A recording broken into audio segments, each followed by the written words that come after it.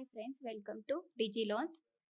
మనతో పాటు ఉన్నారు ఎడ్యుకేషనల్ లోన్ మేనేజర్ గాయత్రి గారు. ఈరోజు మన టాపిక్ వచ్చేసి ఎన్బిఎఫ్సి అండ్ గవర్నమెంట్ బ్యాంక్ గురించి ప్రాసెస్ ఎలా ఉంటుందో తెలుసుకుందాం.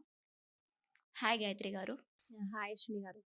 ఈరోజు మన టాపిక్ వచ్చేసి ఎన్బిఎఫ్సి అండ్ గవర్నమెంట్ బ్యాంక్స్, వీటి ప్రాసెస్ ఎలా ఉంటుంది, డిఫరెన్స్ చెప్పగలరు? సో అశ్విని గారు, మీరు అన్నట్టు difference between government banks and NBFCs అంటే complete non banking financial services అంటారు. గవర్నమెంట్ బ్యాంక్స్ అయితే like union bank, bank of Baroda, ఇవనేటి గవర్నమెంట్ బ్యాంక్స్. సో డిఫరెన్స్ ఎలా ఉంటుంది అంటే, ఎన్బిఎఫ్సిస్ వచ్చేసి మనకి హెచ్డిఎఫ్సి క్రెడిలా ఉంది, ఇంక్రిడ్ ఉంది, ఆక్సిలో ఉంది, అండ్ టాటా క్యాపిటల్ ఉంది. So this are all called NBFCs. Coming to government banks, ఇప్పుడు మీకు చెప్పినట్టు Union bank, bank of Baroda.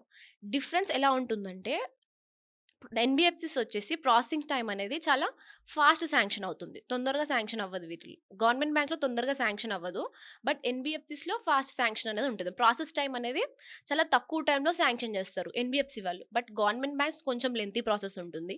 And interest rates వచ్చేసి మీకు హెచ్డిఎఫ్సి క్రెడిట్, ఇప్పుడు మనం ఎగ్జాంపుల్ హెచ్డిఎఫ్సి క్రెడిలా తీసుకుందామండి మన అండర్స్టాండింగ్కి.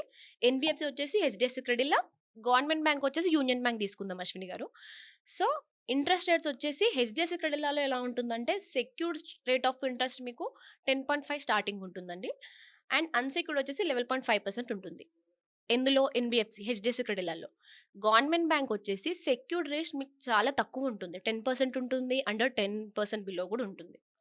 ఇంట్రెస్ట్ రేట్ అనేది ఇలా ఉంటుంది.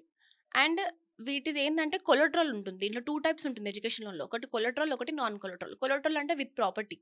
విత్ ప్రాపర్టీతో వీళ్ళు అప్ టు 1 క్రోర్ వరకు ఇస్తారు ఎన్బిఎఫ్సిస్. అండ్ యూనియన్ బ్యాంక్ మాత్రం మీకు 1.5 లేదా 2 క్రోర్ వరకైనా ఇస్తుంది. బికాజ్ అది గవర్నమెంట్ బ్యాంక్ కాబట్టి. కాకపోతే ప్రాసెస్ టైమ్ అనేది కొంచెం ఎన్బిఎఫ్సిస్ ఫాస్ట్ ఉంటాయి, గవర్నమెంట్ బ్యాంక్స్ కొంచెం లెంతీ ఉంటాయి. ఫ్లెక్సిబిలిటీ వచ్చేసి మీకు హెచ్డిఎఫ్సి క్రెడిలాలో ఫ్లెక్సిబిలిటీ ఏంటి అంటే, వితౌట్ అడ్మిషన్ కూడా వాళ్ళు ప్రాసెస్ చేస్తారు. అడ్మిషన్ లెటర్ అనేది మ్యాండేటరీ కాదు, బట్ గవర్నమెంట్ బ్యాంక్స్‌లో అడ్మిషన్ లెటర్ మీకు మ్యాండేటరీగా తీసుకుంటారు. సో ఇది అనేది difference.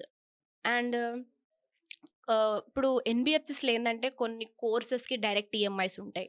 But government banks direct EMI అనేది ఇవ్వదు. వాళ్ళకి డైరెక్ట్ ఈఎంఐ వచ్చినా గానీ, వాళ్ళది ఏదైతే కాలేజ్ లిస్ట్ ఉంటదో దాంట్లో లిస్ట్‌లో వచ్చినా గానీ మనకి డైరెక్ట్ ఈఎంఐ రాకుండా వాళ్ళు సఫిషియెంట్‌గా ఇంకా ఆల్టర్‌నేట్ ఏంటనేది మనకు చెప్తారు.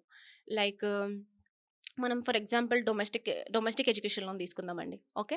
డొమెస్టిక్ ఎడ్యుకేషన్ లోన్ ఎలా ఉంటుందంటే, హెచ్డిఎఫ్సి క్రెడిలాలో డైరెక్ట్ ఈఎంఐ వస్తుంది. Like MBBS students, PG students వీళ్ళకి డైరెక్ట్ ఈఎంఐ వస్తుంది చాలా వరకు. But coming to government banks, వీళ్ళు మీకు మారటోరియం పీరియడ్ ఇస్తారు. ఓకే. అండ్ నేషనల్ బ్యాంక్స్‌లో తీసుకుంటే గిట్లా మీకు అప్ టు 7.5 లాక్స్ వాళ్ళు వితౌట్ ఇన్‌కమ్ ప్రూఫ్స్ మీకు 7.5 లాక్స్ అనేది ఫండ్స్ వాళ్ళు ఇస్తున్నారు.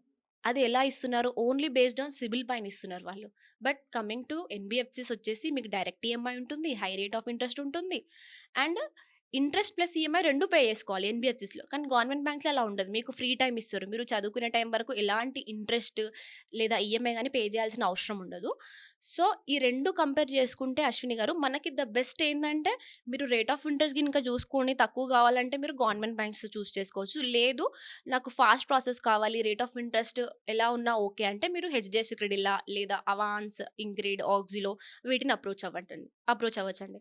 So this is the difference between the NBFCs and government banks అండి. ఇలా ఉంటుంది. Okay madam, thank you. Thank you అండి.